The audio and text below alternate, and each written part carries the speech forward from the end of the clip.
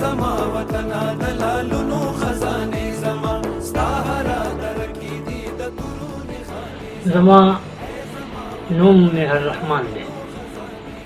زه د ګمبد کلي د ضلع مردان اوسېدونکی یم په جونخیل محله کې. زما 92 سال عمر دی. زمونږ په کلي کې به خان عبدالغفار خان عرف باچا خان مراته او دلته کې به جلسې کولې او خلکو سره به مشورې کولې. زمونږ په دې کلي کې یو جرنیل و، الله پاک دې وبخي چې اوس پات شوی دی،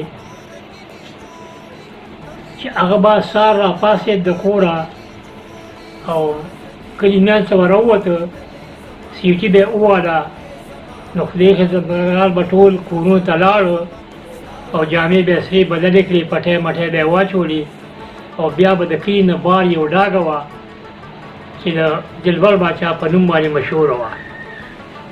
هلته به جنډه خښه شوه او هغوی به هلته پرېډ شروع کړو.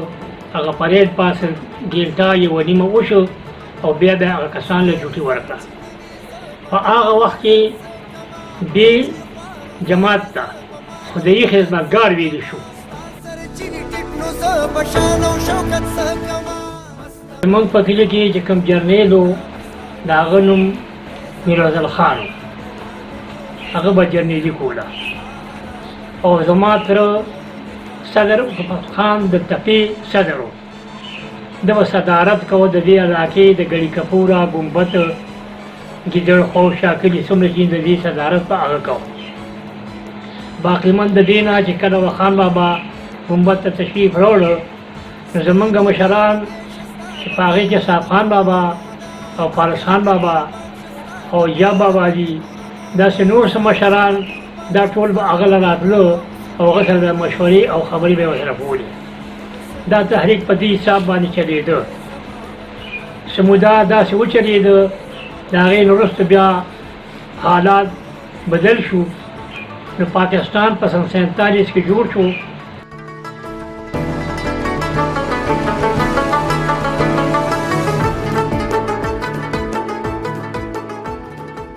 کله چې به خان بابا ګمبد ته تشریف راوړو، نو په ګمبد کې زمونږ جرنیل صاحب میرافضل خان او صدر صاحب حکمت خان او ناظم صاحب عناد خان دا به ورسره میلاو شو، ورسره به کېناسته، خبرې اترې به یې شروع کړې ولې.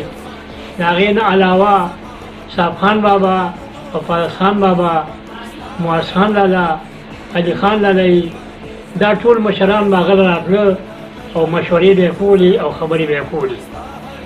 په دې حواله باندې دا زموږ ذاکر په هغه وخت کې ډېر کمزوری و، ډېر پسمانده و او ټول کچه آبادي و، پوخ آبادي پکې نه و.